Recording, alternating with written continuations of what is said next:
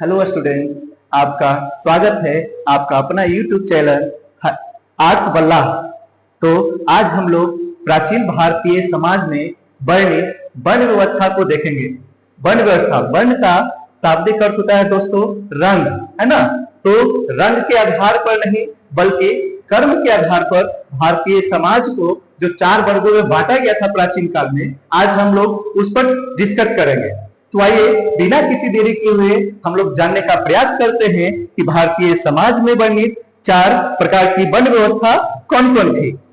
तो जैसा कि दोस्तों हम लोग जानते हैं कि ऋग वैदिक समाज में वर्णित है कि इनका जन्म ब्रह्मा के द्वारा हुआ है। ऋग्वेद में बताया गया है कि चारों जो वर्ण है उनका जन्म ब्रह्मा के द्वारा हुआ। तो देखते हैं कि ब्रह्मा से इन चारों वर्णों का जन्म कैसे हुआ। दोस्तों, तो ब्रह्मा का मुख से जिनका जन्म हुआ वो कहलाए ब्राह्मण। इनका कार्य था पूजा पाठ तथा यज्ञ करना और लोगों को शिक्षा देना। दूसरा है क्षत्रिय। क्षत्रिय का जन्म ब्रह्मा के बाजू से हुआ। इनका कार्य था शासन करना, लोगों की रक्षा करना और युद्ध लड़ना। आगे हम लोग देखते हैं वैश्य, जिनका जन्म ब्रह्मा के जंघा से हुआ है और इनका कार्य जो है दोस्तों, इनका कार्य था कृषि करना, व्यापार करना, वाणिज्य करना। और चौथा जो है वो है शूद्र, जिनका जन्म ब्रह्मा के चरणों से बताया जाता है। इनका कार्य था ऊपर के तीनों वर्गों की सेवा करना, अर्थात ब्राह्मण, क्षत्रिय, वैश्य और शूद्र को ब्राह्मण, क्षत्रिय, वैश्य, शूद्र जो है तीनों वर्णों की सेवा करते थे। तो ये जो प्राचीन काल में वर्णित जो वर्ण व्यवस्था है, इनका जो समाज था ये किसी का जन्म के आधार पर नहीं बल्कि कर्म के आधार पर बांटा गया है। अर्थात दोस्तों हम यह करने की कोशिश कर रहे हैं कि अगर किसी भी बालक का अगर जन्म ब्राह्मण कुल में हुआ है तो उनके कार्य के आधार पर, उनके कर्म के आधार पर उनको इन वर्णों में रखी जाती है।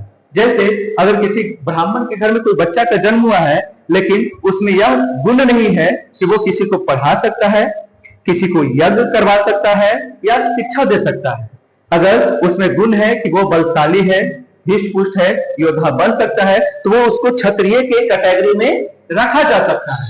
तो ये प्राचीन काल में वर्णित वर्ण व्यवस्था है जो समाज को 4 अलग अलग भागों में बांटती है। इन 3 जो वर्ण है ब्राह्मण, क्षत्रिय, वैश्य, इनको समाज में प्रतिष्ठा प्राप्त थी, जबकि शूद्र को हीन दृष्टि से देखी जाती थी। शूद्र को प्राचीन काल में ना ही तो मंदिरों में प्रवेश की अनुमति थी, ना ही मंत्र उच्चारण की अनुमति थी और ना ही यह भगवान के दर्शन वगैरह कर सकते थे।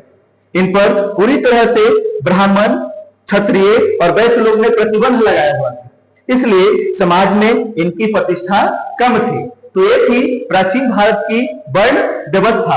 तो आप लोग को यह वीडियो कैसा लगा, है ना। अगर आप लोग को ये वीडियो अच्छी लगी तो लाइक कीजिए, शेयर कीजिए एंड कमेंट कीजिए और इस चैनल को फॉलो कर बेल आइकन को दबाना न भूलें ताकि नए नए वीडियो से अपडेट होते रहें। आज के लिए इतना ही। नमस्कार, जय हिंद, जय भारत।